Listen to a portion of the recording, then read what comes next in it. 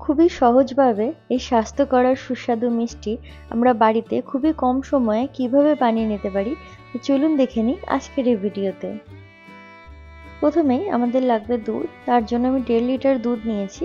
দুধটা প্রথমে ভালো করে জাল দিয়ে নিয়ে ফুটতে শুরু করলে গ্যাসের ফ্লেমটা অফ করে আমি এখানে 1 কাপ দুধ আলাদা করে নিচ্ছি।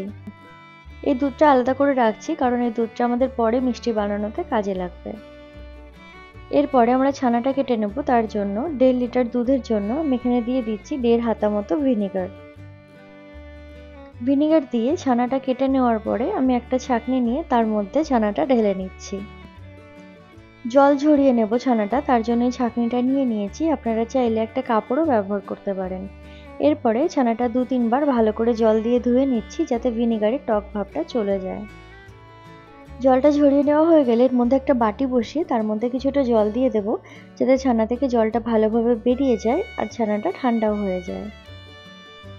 বেশ কিছুক্ষণ পরে ছানা থেকে বেশ ভালোভাবে জলটা ঝরে গেছে। একটা থালার মধ্যে এটা নিয়ে কিছুক্ষণ ভালোভাবে মেখে নেব। কিছুক্ষণ ভালোভাবে ছানাটা হাত দিয়ে মেখে নেব, তবে খুব মিহি এখানে করছি না। এই মিষ্টিটা বানাতে যেমন কম সময় লাগে, খেতেও সেরকম সুস্বাদু।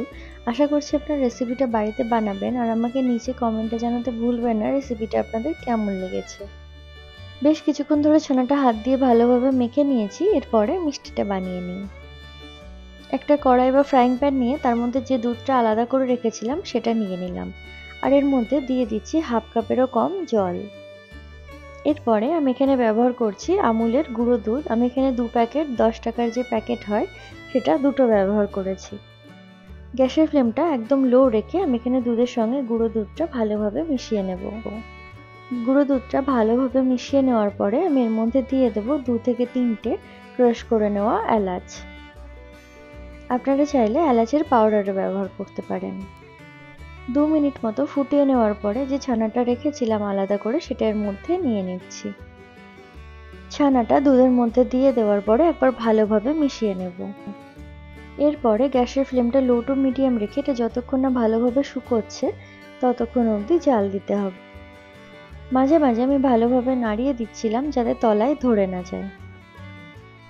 আমার এটা বানাতে মিনিমাম আধ ঘন্টা থেকে 45 মিনিট মতো সময় লেগেছে, তবে এখানে দুধের পরিমাণ আর ছানার পরিমাণের ওপরে সময়টা নির্ভর করবে।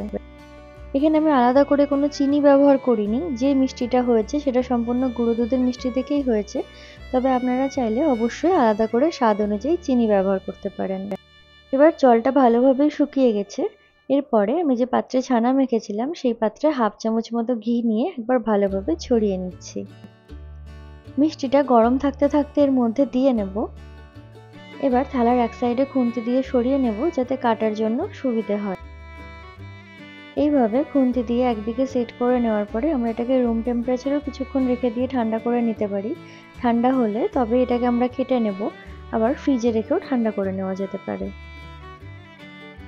এরপরে চৌকো করে হোক বা 3 কোণা করে হোক কেটে সার্ভ করার জন্য একদম তৈরি আমাদের ঘরোয়া মিষ্টি। আশা করছি ভিডিওটা আপনাদের ভালো লেগেছে। যদি ভালো লেগে থাকে তাহলে অবশ্যই একটা লাইক করে দেবেন।